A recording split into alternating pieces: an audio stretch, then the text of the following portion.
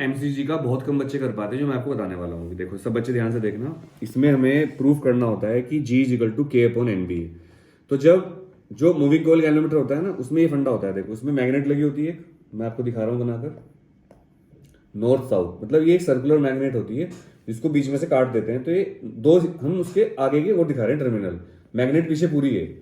और यहाँ पर हमने इसमें एक रख दी कॉइल सिलेंडर के ऊपर, एक सिलेंडर लिया, उसके ऊपर कॉइल ऐसे बनाकर, और यहाँ से हमने करंट दे दिया इसको प्लस माइनस। जैसे हम करंट देंगे तो एक मैग्नेटिक फील्ड तो पहले से ही लगा हुआ है, और यहाँ पर इसमें करंट जाने से एक मैग्नेटिक फील्ड टॉर्क एक्सपीरियंस करेगा। यहाँ पर एक स्विंग वेल्ड कर देंगे और ऊपर एक स्केल बना देंगे।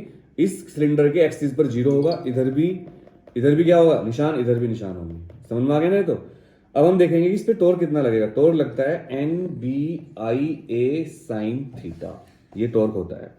और थीटा को हम 90 डिग्री लेंगे मैक्सिमम टॉर्क के लिए, तो टॉर्क हो जाएगा हमारा N B I A. Equation number first, बोलो समझ में आया बच्चों?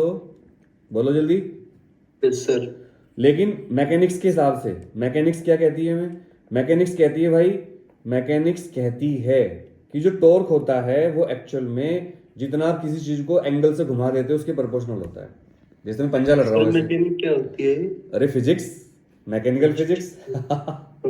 मैकेनिक, अगर आप और मैं पंजा लड़ रहे हैं अभिषेक, तो मेरा टॉर्क, अगर मैंने आपका हाथ घुमा दिया तो मेरा टॉर्क ज्यादा होगा ना आपसे। Yes sir. तो यानी कि टॉर्क एंगल के प्रोपोर्शनल होता है, और जब इसको हटाएंगे तो एक कांस्टेंट आएगा के फाई। Equation number 2। तो ये भी टॉर्क, दोनों को इक्वल कर देंगे, तो क्या आएगा हमारे पास? बताओ। ये क्या होते हैं? Torsional constant, torsional constant. तो N B I A is equal to K phi, और यहां से फाई आ जाएगा N B A upon K into आई।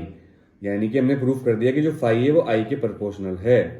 और इसमें जो ब्रैकेट के अंदर आ रहा है इसी को बोलते हैं हम, याद रखना इस बात को, 1 अपॉन जी।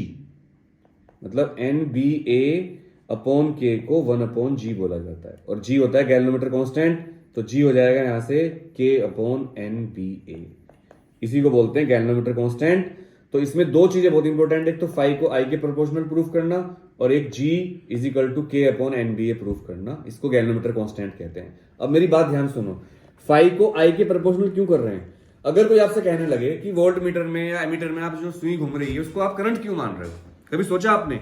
सुई घूम रही है, आप कह रहे हो 2 एम्पियर करंट आ गया, 4 एम्पियर आ गया, ऐसे कैसे कह दोगे आप? और वोल्ट जो आपके घर पे स्टेबलाइजर लगा हुआ है उसकी सुई घूमती है तो आप बोल देते हो 200 वोल्ट, 150 वोल्ट, ऐसे कैसे? क्योंकि हमने प्रूफ कर दिया कि फाई यानी कि एंगल प्रोपोर्शनल होता है आई के, और आई प्रोपोर्शनल होता है वी के। इसका मतलब जब सुई एंगुलर घूमेगी तो हम उसको वोल्टेज और एमीटर यानी कि करंट से कंपेयर कर सकते हैं। हमने प्रूफ कर दिया कि एंगुलर डिफरेंस ही क्या है, करंट या वोल्टेज।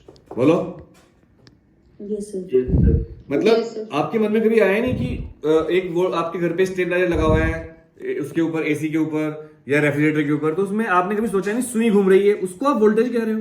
ये क्या बात हुई? मतलब एंगुलर चेंज को या एंगुलर डिस्प्लेसमेंट को आप क्या बोल रहे हो? वोल्टेज। ये कैसे?